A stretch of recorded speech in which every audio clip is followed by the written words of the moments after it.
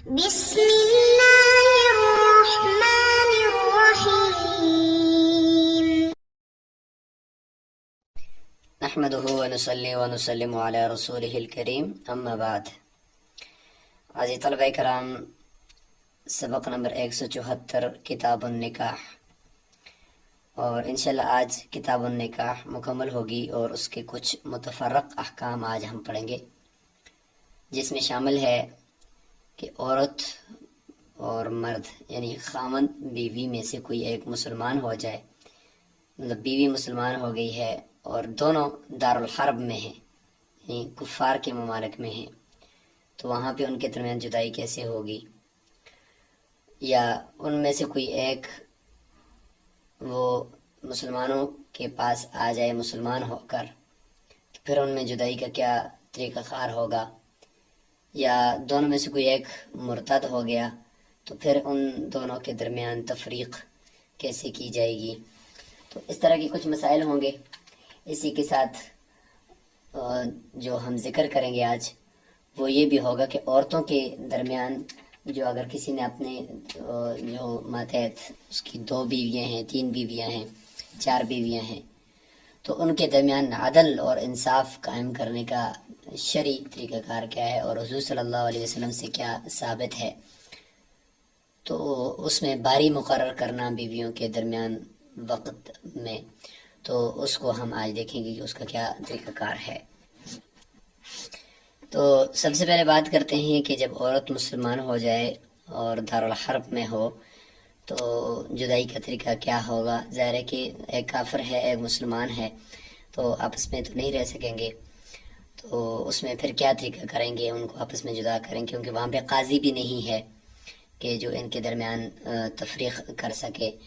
اور چونکہ اسلام کا دوسرے کے اوپر پیش کرنا بھی وہاں پہ مشکل ہے کیونکہ وہاں پہ ولایت نہیں ہے،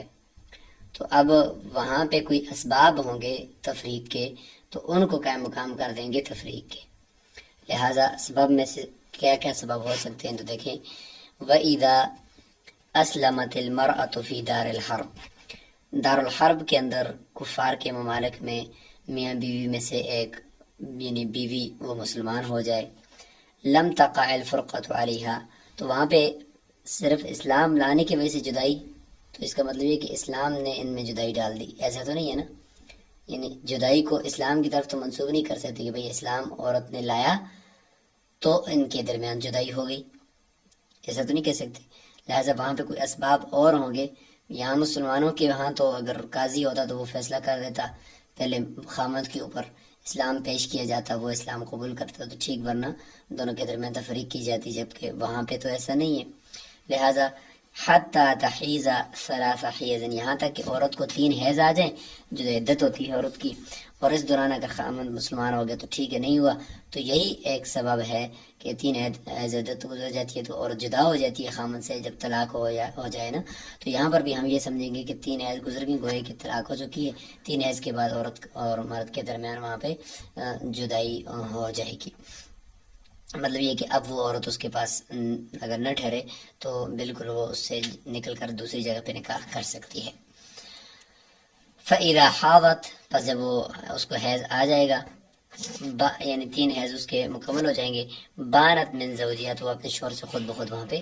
جدا ہو جائے گی۔ یہ طریقہ ہوگا دارالحرب میں ان کے درمیان جدائی کا۔ اچھا، وہاں پہ اگر ایسا ہے کہ بیوی جو ہے وہ کتابیہ ہے، یعنی کافر، صراحتاً کفر تو چلو وہ سب کو ہم کافر کہہ رہے ہوتے ہیں، سب کو غیر مسلم کہہ رہے ہوتے ہیں، لیکن وہ ان میں سے اہل کتاب میں سے ہے، یعنی اہل کتاب کے ساتھ نکاح درست ہے نا۔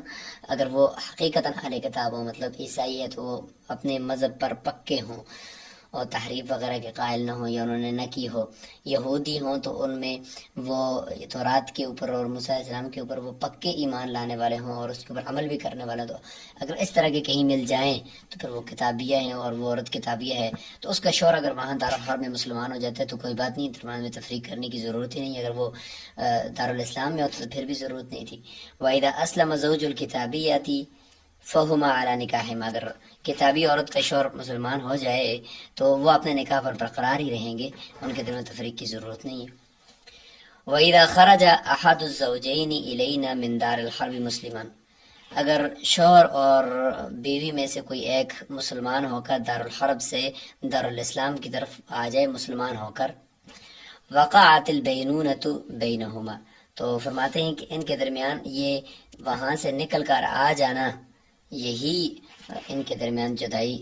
کا باعث ہو جائے گا، اور ان کے درمیان ابھی درمیان میں نکاح کو باقی رکھنے کی کوئی ضرورت ہی نہیں ہے، کیونکہ ایک مسلمان ہو کر دارالاسلام میں آ گیا، دوسرا دارالحرب میں ہے، اور دونوں کا وہاں پہ ایک دوسرے سے نفع اٹھانا بھی اور ایک دوسرے کے جو نکاح کے مقاصد ہیں ان کو بھی باقی رکھنا اب وہ ممکن ہی نہیں ہے، لہٰذا یہی ہم سمجھیں گے کہ ان کا نکاح خود بخود ختم ہو گیا ہے۔ وَإِن سُبِّيَ أَحَدُهُمَا، اگر ایسا ہو جائے کہ ایک کو قید کر دیا گیا اور اس کو یہاں ڈال دیا گیا، تو اس صورت میں بھی یہی کہ وقعت البینونۃ بینہما، کیونکہ ایک دارالحرب میں رہا، دوسرے کو قید کر کے تو اسلام لے آئے مثلاً، تو پھر بھی وہی بات ہے کہ ان کے درمیان ابھی جو حقوق زوجیت ہیں وہ باقی نہیں رہ سکتے۔ وَإِن سُبِّيَا مَعًا، ہاں البتہ دونوں کو اگر قید کر دیا اور دونوں کو دارالاسلام شفٹ کر دیا تو لم تقل بینونہ، تو پھر تو نہیں ہوگا، کیوں؟ اصل میں تو بینونت کا درمیان میں تفریق کا سبب وہ اختلاف دار اور اختلاف دین تھا، یعنی دونوں کا دین بھی مختلف ہو گیا تھا اور دونوں کا دار یعنی دارالاسلام اور دارالحرب دونوں کا دار بھی مختلف ہو گیا، تو اس وجہ سے فرقت ہوئی تھی، جبکہ یہاں پہ تو دونوں جو ہے وہ قید کر کے آگے تو اختلاف دارین نہ رہا ان کا، یعنی دونوں کا دار ایک ہی ہو گیا کہ دونوں ایک ہی ساتھ قید کر دی گئے، تو اس صورت میں ان کی جدائی واقعہ نہیں ہوگی۔ وَإِذَا خَرَجَتِ الْمَرْأَةُ إِلَيْنَا مُهَاجِرَةً، اگر عورت ہجرت کر کے وہ ہمارے طرف آ جائے، یعنی مسلمان ہو کر ہجرت کر کے وہ آ گئی ہے دارالاسلام میں، جاز لہا ان تتزوج فی الحال، تو کہتے ہیں کہ فوراً ہی وہ یہاں آ کر کسی کے ساتھ نکاح کر سکتی ہے، ولا عدت علیہ، اس پر عدت نہیں ہوگی امام صاحب کے نزدیک، اس لیے کہ وہ عدت جو ہوتی ہے وہ اس کے رحم کو، تاکہ اس کی رحم میں اگر کسی کا پانی پہلے سے موجود ہے، نطفہ موجود ہے، تو وہ پتہ چل جائے، اگر ہے تو پھر اس کو اس کا انتظار کیا جائے، اور اگر نہیں ہے تو پھر عدت گزارے، تو یہ پہلے شوہر کے اکرام کی وجہ سے اس کے نکاح کو یا اس کے عقد نکاح کو عزت دینے کے لیے ہوتی ہے، جبکہ یہاں پہ تو وہ کافر ہے جس سے یہ ہجرت کر کے آئی ہے، تو اس کو عزت دینا، اس کے نطفے کو عزت دینا یہ تو ٹھیک نہیں ہے، اس لیے جو کہ وہ کافر ہے تو عدت تو ایک اسلامی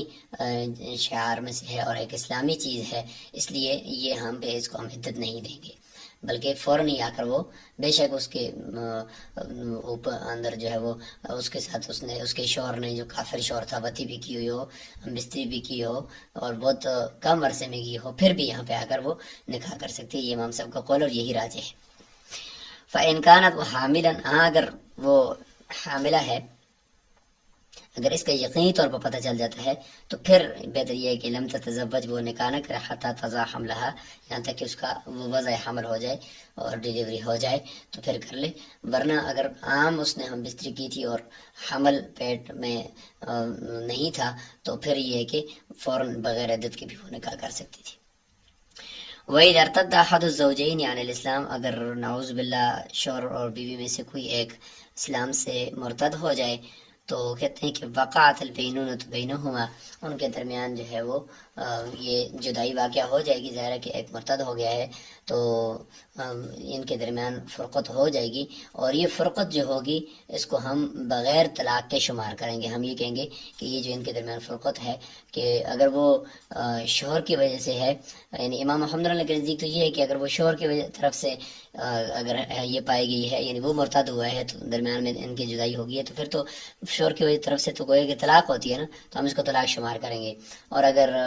عورت کی طرف سے ہے تو عورت طلاق تو نہیں دے سکتی، وہ بغیر طلاق کے ہوگی، لیکن یہ کہ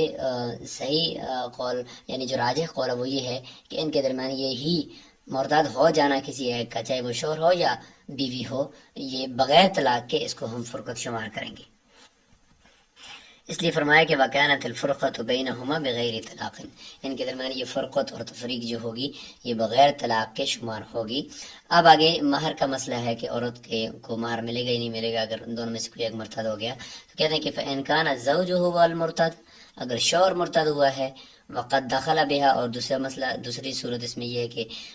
اس نے دخول بھی عورت کے ساتھ کیا تھا، ہم بستری کی تھی، تو فلہا کمال المہری، تو عورت کو پورا مہر دینا پڑے گا۔ وجہ یہی ہے کہ وہ مہر کا تعلق تو اس کی عورت کی بوزہ کا استعمال ہے، تو جب وہ استعمال کر لی ہے لہٰذا مہر تو پورا ملے گا۔ وَإِن لَمْ يَدْخُلْ بِهَا، اگر دخول نہیں کیا تھا، فلہا نصف المہر، تو عورت کو نصف مہر ملے گا، چونکہ اس کی طرف سے تو نشوز اور نافرمانی نہیں پائے گی، بلکہ وہ تو خامد کی طرف سے پائی گئی ہے، لہٰذا عورت کو نصف مہر ضرور ملے گا۔ وَإِن كَانَتِ الْمَرْأَةُ هِيَ الْمُرْتَدَّةُ، اگر عورت مرتدہ ہے، اس نے اسلام سے انکار کر دیا ہے، تو اس صورت میں چونکہ عورت کی طرف سے غلطی پائی گئی ہے، تو اگر کہتے ہیں کہ فَإِن كَانَتْ قَبْلَ الدُّخُولِ، اگر ہم بستری سے پہلے مرتد ہوئی ہے تو فَلَا مَهْرَ لَهَا، نصف مہر یہاں پہ نہیں ملے گا، اس کو کچھ بھی نہیں ملے گا، کیونکہ عورت کی طرف سے وہ نشوز پایا گیا ہے۔ وَإِن كَانَتِ الرِّدَّةُ بَعْدَ الدُّخُولِ، اگر دخول کے بعد مرتد ہوئی ہے، فَلَهَا الْمَهْرُ، تو مہر اس میں دینا پڑے گا، چونکہ میں نے بتایا کہ مہر کا تعلق جو ہے وہ بوزہ کے استعمال کے ساتھ ہے۔ وَإِنِ ارْتَدَّا، اگر دونوں ایک ساتھ مرتد ہو گئے، ثم اسلم، پھر دونوں ایک ساتھ معاً اسلام لے آئے، فہما علی نکاحہما، دونوں اپنے نکاح پر ہوں گے۔ یہ استحساناً یہ قول ہے،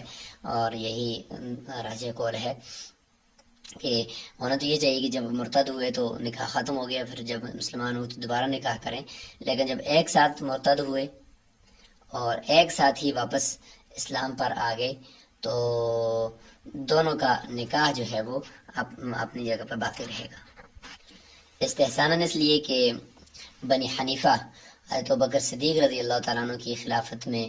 وہ مرتد ہو گئے تھے، پورا قبیلہ، مرد عورت سارے، اور اس کے بعد پھر اسلام لے آئے، تو صحابہ کرام نے ان کو کبھی یہ حکم نہیں دیا کہ وہ اپنے نکاحوں کو بھی جدید کر لیں، ان کی تجدید کر لیں، تو اس سے سمجھ آیا کہ یہ اجماع صحابہ ہے اس پر کہ وہ اپنے نکاح پر برقرار رہیں گے۔ وَلَا يَجُوزُ أَن يَتَزَوَّجَ الْمُرْتَدُّ مُسْلِمَةً، مرتد اگر کوئی ہو گیا ہے تو وہ کسی مسلمان عورت سے بھی نکاح نہیں کر سکتا، ولا مرتدۃ، نہ مرتدہ سے، ولا کافرۃ، نہ ہی کافرہ سے، کذالک المرتدہ، اگر عورت بھی مرتد ہے تو لا یتزوجھا مسلم، اس سے کوئی مسلمان نکاح نہیں کرے گا، ولا کافر، نہ کافر اس سے نکاح کرے گا، ولا مرتد، اور نہ ہی مرتد اس سے نکاح کرے گا۔ ظاہر ہے اس لیے کہ یہ جو مرتد ہونا ہے یہ کسی بھی ملکیت کے ظاہر ہونے کا یہ سبب ہے، اور اس میں یہ مؤثر ہے، لہٰذا نکاح کے باقی رکھنے کو یہ ردت جو ہے یہ منع کرتی ہے، لہٰذا بعد میں یعنی جو نکاح ہوگا اس کو بھی بطریق اولا وہ منع کرے گی۔ ظاہر ہے کہ شروع میں نکاح جو کیا ہوا ہے تو مرتد ہونے کی وجہ سے اس میں تفریق ہو جاتی ہے، باقی نہیں رہ سکتا، تو لہٰذا اب ابتدا سے ہی اگر وہ نکاح کرتے ہیں تو وہ تو بطریق اولا باقی اس کی اجازت نہیں ہونی چاہیے، تو یہاں پہ بتایا کہ ابتدا سے بھی نکاح نہیں کر سکتے، پہلے تو یہ بتایا کہ کیا ہوا جو نکاح ہے وہ بھی ختم ہو جائے گا، اور اب یہ ہے کہ مرتد ہونے کی حالت میں اب نئے سرے سے نکاح بھی نہیں کر سکتے، اور ظاہر ان کے اوپر اسلام پیش کیا جاتا ہے، ان کا عورت ہے تو اس کو قید کر دیا جاتا ہے، تو یہ ساری چیزیں پھر وہ نکاح کے اندر جو ہے ظاہر ہے کہ مرتد ہیں تو ان کو عدالتوں کا چکر کاٹنا ہوگا، قید ہوں گے، تو ان سب چیزوں میں پھر وہ حقوق زوجیت جو ہیں وہ ہوتے ہیں وہ برقرار نہیں رکھ پائیں گے۔ وَإِذْ كَانَ أَحَدُ زوجین مسلمن، اور اگر ایسا ہے کہ وَإِذَا كَانَ، کہ شوہر اور بیوی میں سے کوئی ایک وہ مسلمان ہو گیا ہے اور ابھی تک ایک کافر ہے، مثال طور پر میاں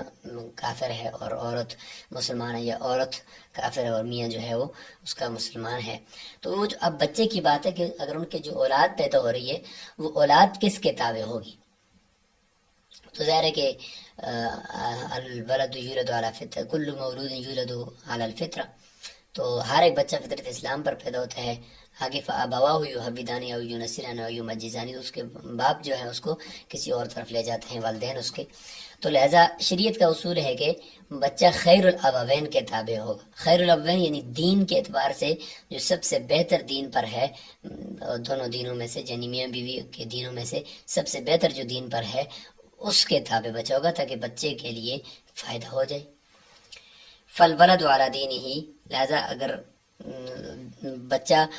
جو ہوگا وہ ان دونوں میں سے جو ایک مسلمان ہے نا اس کے دین پر ہوگا۔ وَكَذَلِكَ، اور اسی طریقے سے ان اسلم احدهما وله ولد صغیر، اگر ایک مسلمان ہو گیا اور اس کے لیے ان کا جو ہے وہ چھوٹا ایک بچہ بھی تھا، تو وہ جو بچہ ہے وہ کہتے ہیں کہ وہ ولدہ مسلمن باسلام ہی، تو بچہ اس کے اسلام کی وجہ سے، یعنی میاں بیوی میں سے جو مسلمان ہوا اس کے اسلام کی وجہ سے بچہ بھی مسلمان شمار ہوگا۔ وَإِنْ كَانَ أَحَدُ الْأَبَوَيْنِ كِتَابِيًّا وَالْآخَرُ مَجُوسِيًّا، میاں بیوی میں سے ایک کتابی ہے، اہل کتاب میں سے، اور دوسرا مجوسی ہے، مشرک ہے، مجوسی ہے۔ تو اب یہاں پہ دونوں مسلمان میں تو اس میں سے کوئی نہیں ہے، ایک کتابی اور مجوسی ہے، تو اب ان میں سے خیر الابوین کون ہوگا؟ تو کتابی ہوگا، ظاہر ہے کہ وہ ذرا زیادہ یعنی مجوسی کے حوالے سے اگر دیکھا جائے تو وہ زیادہ بہتر ہے کتابی۔ فالولد کتابی، بچہ کتابی ہوگا۔ وَإِذَا تَزَوَّجَ الْكَافِرُ بِغَيْرِ شُهُودٍ، اب یہاں پہ ہے کہ کافر نے بغیر گواہوں کے، بغیر خطبے کے، بغیر ان ساری چیزوں کا لحاظ رکھے نکاح کیا ہوا تھا، اب وہ نکاح میں ہے اور اسی حالت میں وہ مسلمان ہو گئے ہیں دونوں میاں بیوی، تو کیا ان کو ان کا نکاح کی تجدید کریں؟ تو بہتر تو یہ ہے کہ تجدید کریں، لیکن اگر نہیں بھی کرتے تو پھر بھی ٹھیک ہے، درست ہے، کیونکہ اس وقت جب انہوں نے نکاح کیا تھا تو ان کے اوپر یہ شریعت کے یہ احکامات لاگو ہی نہیں تھے، لہٰذا ان سے پوچھا بھی نہیں جائے گا اور اسی طریقے سے وہ برقرار رہیں گے۔ کہتے ہیں کہ کافر وہ بغیر گواہوں کے نکاح کر لے، یا دوسرے کافر کی عدت کے دوران بیوی سے عورت سے نکاح کر دینا، کہ عدت کے دوران نکاح درست نہیں ہوتا۔ وذالک فی دینہم جائز، شرط یہ ہے کہ ان کے دین میں یہ سارا کچھ جائز تھا، تو ٹھیک ہے، جب وہ عیسائی تھا یا وہ یہودی تھا، ان کے دین میں یہ جائز تھا، تو ہم بھی ان کو برقرار رکھیں گے کہ اس وقت ہمارا دین ان کی طرف متوجہ نہیں تھا۔ ثم اسلم، پھر دونوں اسلام لے آئے، اقر علیہ، اسی نکاح کے اوپر ان کو برقرار رکھا جائے گا۔ وَإِن تَزَوَّجَ الْمَجُوسِيُّ أُمَّهُ أَوْ ابْنَتَهُ، اسی کی برخلاف اگر انہوں نے ایسا کیا ہوا تھا کہ مجوسی نے اپنی ماں سے نکاح کیا ہوا تھا یا اپنی بیٹی سے نکاح کیا ہوا تھا، تو ثم اسلم، پھر وہ اسلام لے آئے، تو ظاہر ہے کہ دین اسلام میں تو اب بیٹی سے یا ماں سے نکاح تو درست ہی نہیں ہوتا، تو اس صورت میں پھر ان کے نکاح کو توڑا جائے گا۔ فرق بینہما، قاضی ان کے درمیان تفریق کرے گا، یا فرق بینہما، ان کے درمیان تفریق کر دی جائے گی۔ وَإِنْ كَانَ لِلرَّجُلِ امْرَأَتَانِ حُرَّتَانِ، اگر کوئی مرد ہے اس کی دو عورتیں ہیں، اس کی بیویاں ہیں، آزاد دونوں ہیں، تو اب یہاں پہ ان کے درمیان باری مقرر کرنا، عدل و انصاف کرنا، اس کی بات چل رہی ہے کہ وہ کس طریقے سے کرے گا۔ تو کہتے ہیں کہ فَعَلَيْهِ أَنْ يَعْدِلَ بَيْنَهُمَا فِي الْقَسْمِ، قسم کہتے ہیں یہاں پہ باری مقرر کرنا، یعنی تقسیم کرنا اپنے وقت کو ان کے درمیان۔ تو کہتے ہیں کہ ان کے درمیان باری لگانے میں برابری کرے، کسی کے پاس 3 دن، دوسرے کے پاس 2 دن، بلا وجہ اس طرح نہ کرے، بلکہ ہر چیز میں برابری کرے، خرچہ دینے میں بھی برابری کرے، رہائش دینے میں بھی برابری کرے، وقت دینے میں بھی برابری کرے، جتنا اس سے ہو سکتا ہے وہ کرے، کیونکہ حضور صلی اللہ علیہ وسلم جو ہے وہ ان کے بارے میں آتا ہے کہ وہ اپنے تمام بیویوں کے درمیان انہوں نے باری مقرر کی ہوئی تھی اور فرماتے تھے کہ اللہم ھذا قسمی فیما املک، اے اللہ جتنے میرے وسعت میں ہے تو یہ میری باریاں مقرر کرنے کی یہ ترتیب ہے، فلا تؤاخذنی فیما لا املک، اور جن چیزوں کے اندر میں مالک نہیں ہوں، میرے پاس قدرت نہیں ہے، تو اس میں میرا معاصرہ فرمانا، یعنی کسی بیوی سے زیادہ محبت، کسی کم محبت ہوئی تو غیر اختیاری چیز ہے، لہٰذا اس میں میرا معاصرہ نہ فرمانا۔ اور فرمایا کہ اگر کسی آدمی کے ماتحت 2 بیویاں ہوں اور وہ ان کے درمیان جو ہے وہ برابری نہیں کرتا، تو قیامت کے دن وہ آئے گا کہ اس کا ایک پورا سائڈ جو ہوگا وہ فالج زدہ ہوگا اور جھکا ہوا ہوگا اور خراب ہوگا، تو یہ بھی وعید بھی ہے، اس لیے برابری ضروری ہے، چاہے وہ بکرینی دونوں باکرہ تھیں، کانا تھا، او سیبنی، یا دونوں سیبہ ہوں، او احدہما بکرا والاخری سیبن،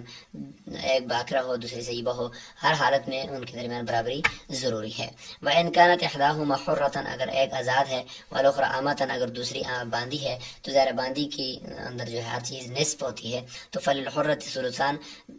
جو باری مقرر کرے گا راتوں کے اعتبار سے،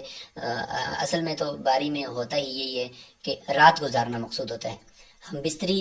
کے حوالے سے برابری ضروری نہیں ہے، کیونکہ بستری تو ایک طبیعت کی چیز ہے، کبھی انسان کی بستری کا طبیعت وہ مہینوں بھی نہیں ہوتی، اور کبھی رات میں 10 دفعہ بھی ہو سکتی ہے، تو وہ تو باری مقرر کرنے کی بات میں نہیں آئے گا کہ ہم بستری کے اندر بھی باری مقرر کی، البتہ رات گزارنے اور وقت دینے کے اندر برابری یہ کرنی ہے، لہٰذا اگر ایک کے پاس رات گزاری ہم بستری نہیں کی، دوسرے کے ساتھ رات گزاری ہم بستری کی مرتبہ کر لی، تو اس میں کوئی حرج نہیں ہے۔ تو کہتے ہیں کہ آزاد عورت ہے اس کے لیے باری مقرر کرنے میں اگر کرتا ہے تو 2 راتیں اس کے لیے کرتا ہے، تو پھر باندی کے لیے 1 رات کرے گا، یعنی ثلثان اور ثلث کی طرح ہوگا۔ اگر 1 ثلث عورت کے باندی کے لیے کرتا ہے تو آزاد کے لیے 2 ثلث ہوگا۔ اگر مسئلہ یہ ہے کہ 2 راتیں وہ یعنی دو راتیں وہ 3 دنوں میں سے دو دن اور 2 راتیں وہ آزاد عورت کے پاس اور 1 رات جو ہے وہ باندھی کے پاس، اس طریقے سے ہوگا۔ ولا حق لهن فی القسم فی حالت سفر، کیا حالت سفر میں بھی ان کی باری ہوگی کہ باری مقرر ہو کہ بھئی اس سفر میں اس کو لے جانا ہے، اس کو دوسری کو پھر دوسرے سفر میں، ایسا نہیں ہے، کر لیں تو یہ بھی بہتر ہے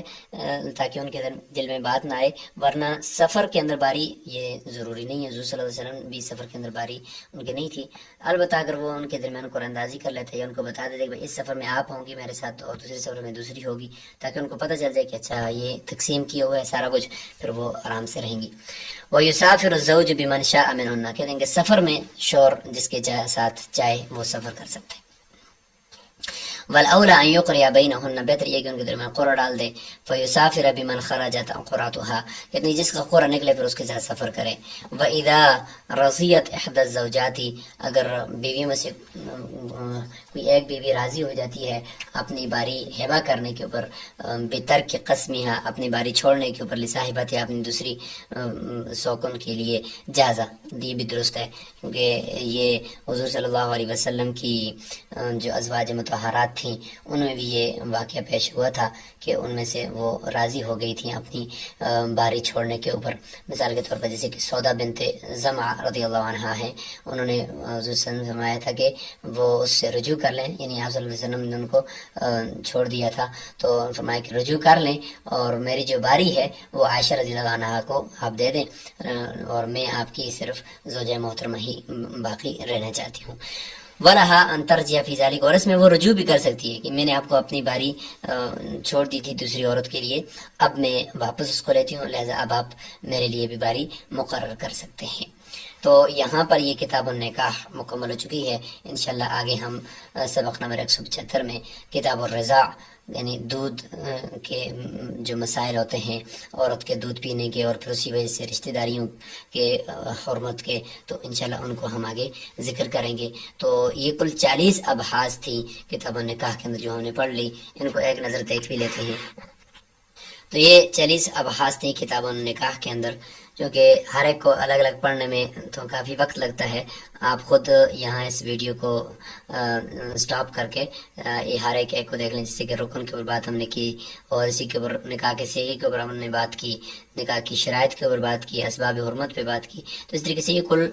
40 ابحاث ہم نے کر لی تھی، تو یہ آپ کے سامنے آ گئی ہیں۔ اس کے بعد انشاءاللہ آگے کتاب الرضاع وہ شروع ہو جائے گی۔ تو یہاں پہ دیکھیں اس کو،